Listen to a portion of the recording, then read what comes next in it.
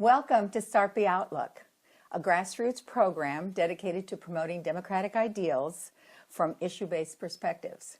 However, this time we are going to be focusing on candidates who are running for office and who embody these ideals by running for office. I'm Marta Nieves, and our guest today is Amanda McGill, candidate for the office of State Auditor. Welcome, Amanda. Thank you. It's a pleasure to be here. Thank you for inviting me. Well, I understand that you have been in the Nebraska Legislature for over, almost 8 years, and now you are running for State Auditor. Tell us why you chose to run for this office. Yeah, I got to tell you, time has flown, and it doesn't seem right that at 34 years old I'm term limited from the legislature. People always laugh when they hear that because, you know, put into that perspective, sometimes term limits can seem a little silly. But, you know, as I was looking at my time in government wrapping up, I had some people come to me and say, you know, Amanda, we think you should look into this particular office. Auditor Foley has done a really good job of digging into problems within Health and Human Services, and it's something that I've grown a reputation for doing, to be tough on them and really dig for answers when they are not forthright. And so I started asking people, do you think this would be a good fit for me? And they thought it would be. You know, I've had a lot of experience leading on some of these difficult issues that have come out of Health and Human Services, like safe haven and child welfare reform, Access Nebraska, and you know that's a lot of what the auditor does, is special investigations into particular departments and questioning the way that things are being spent, and it really seems like a good fit. That's what I was thinking when I was reading about your record. I thought, wow, this is a great fit. Absolutely. I'm impressed with your work in the legislature. You've sponsored 97 bills, and as you mentioned earlier, all the things that you've been working on. Oh, yeah, and until I read that, I didn't know it was 97 bills. I'm like, I should have introduced 3 more and made it around 100. That sounds great. But I've had a great deal of success, and was someone who started off, you know, I was 26 years old when I was elected, and I took those first couple years to really watch and learn from the folks who had been there for a while. I was still in there with Senator Diana Shimmick, and the first time around when Ernie was there, and could watch some of these folks who'd really made a career out of it, and not just go in guns a-blazing wanting to change the world, but watch and learn about how to be effective and to learn about what issues really needed a champion. And most of what I have ended up taking on deals with mental health. It's something that impacts every family and every community, and is something that we don't pay enough attention to. We haven't prioritized as a state. So whether it's human trafficking or prison reform, unplanned pregnancy, to me it all whittles down to mental health. And so that's most of my legislation has focused around that. Well, I think that's impressive because we talk about quality of life here in Nebraska, and those issues definitely impact that. Amen. Absolutely. Let's see. Tell the viewing audience what you would want them to know about you, Amanda the person. Oh, for sure. Before I got into the whole political business and government, I was a television reporter for 2.5 years. So I spent a year in South Sioux City reporting for a television station in Sioux City, Iowa. So got to cover northwestern Iowa and then northeast Nebraska and a little bit of South Dakota, and it really made me more familiar with different parts of our state. I'm born and raised in Omaha, you know, and while I went down to UNL in Lincoln for college and had family in West Point and Humphrey and some other places, you know, there's nothing like spending a year covering the news in rural Nebraska to really get a feel for what life is like there. And I also got to cover the political, like, presidential caucuses in Iowa, or at least as this was in 2003, so the caucuses there, January '04. So I got to meet John Kerry and Dick Gephardt and John Edwards and the folks that came through there, and it really got a political buzz going for me. Once I went to 1011 down in Lincoln, you know, again, getting to go out around the state, this time more into Grand Island and Kearney to cover stories there. But that whole time, I was seeing different problems in our community and in our state, but as a television reporter, you're not allowed to have an opinion.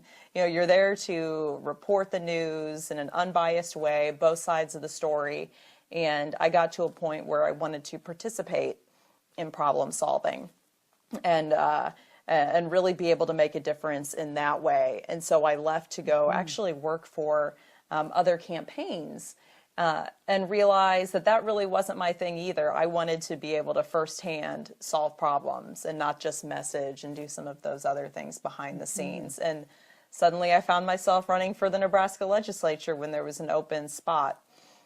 One of the other few things I'll throw out there for folks is that, you know, I am the everyday Nebraskan who works multiple jobs to make ends meet. You know, I work. People really relate to you on that. Well, people don't realize we only make $12,000 a year, and even if they do, they assume that someone else is, you know, paying legislators some good amount of money, and I've ridden the wave of the recession like everyone else, and my part-time jobs are doing a women's leadership program at the YWCA in Lincoln, and then I work part-time at the Target store in Lincoln, where, you know, I love it there because I'm accessible so people can stop and say hi. That's great. Because it doesn't take, you know, too much of my time away from really focusing on legislative issues. I have at times held jobs, like I led the YW in Lincoln for a while, but it was taking up so much of my time that I wasn't able to give my time to legislating like I wanted to. Oh, I see. And so, you know, I decided I just wanted to run a program there and then just pick up hours at Target that didn't take my attention away from what was important, and that's legislation. You know, that's so interesting to hear you talk about that, you know, having to do several jobs at once. And I think the population now, with the economy the way it is, could certainly relate to that. So I find it very comforting to have someone in the legislature who can understand what many people are going through. Oh yeah, I have a tight budget, and I had to learn that being a TV reporter, because that's another job where you think it pays more than it does. My first job paid $18,000, you know, and so I learned early on not to live frivolously, and you know, I think that translates well to being a person you want to be the watchdog defending your tax dollars. You know, I pay taxes like everybody, and I'm happy to pay those taxes, but I want to make sure they're being spent appropriately.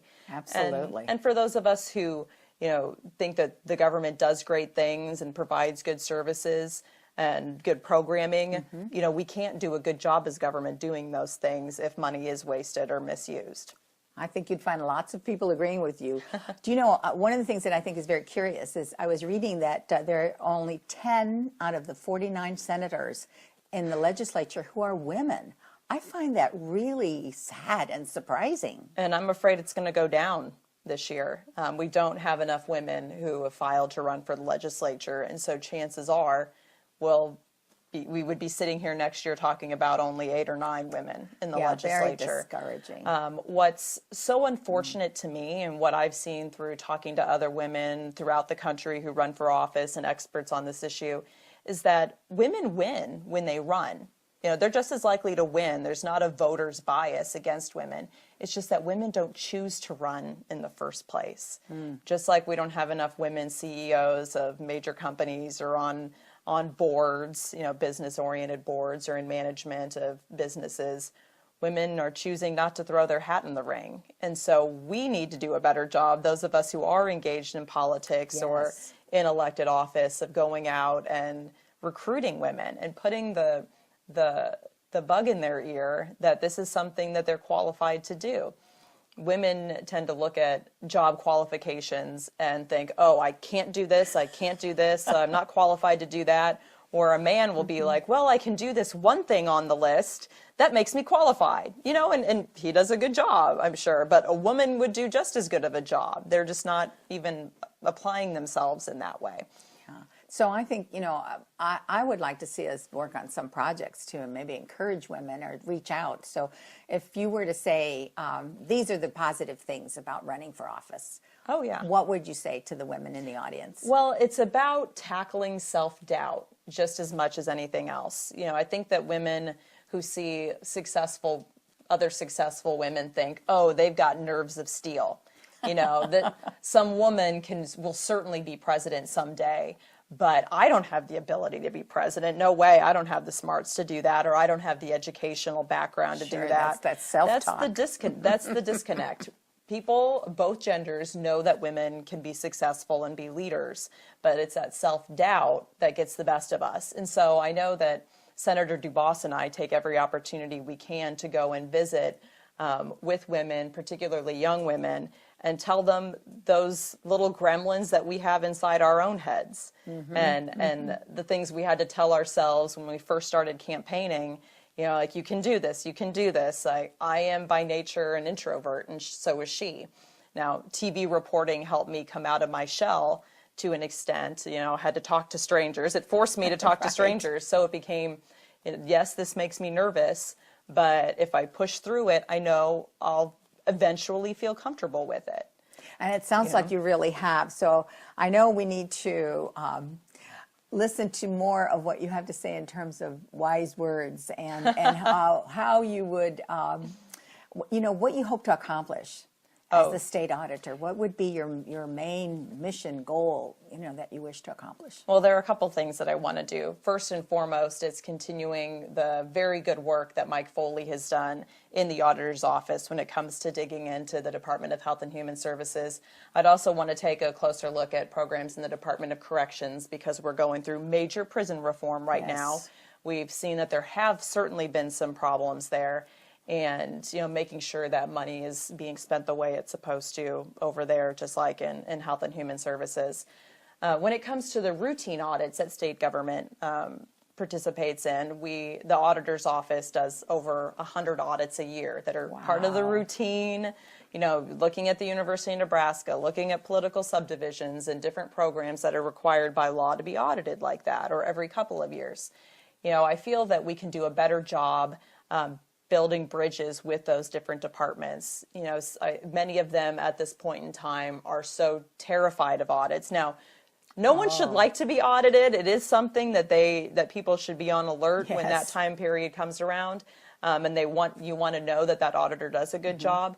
But you can also be collaborative in that.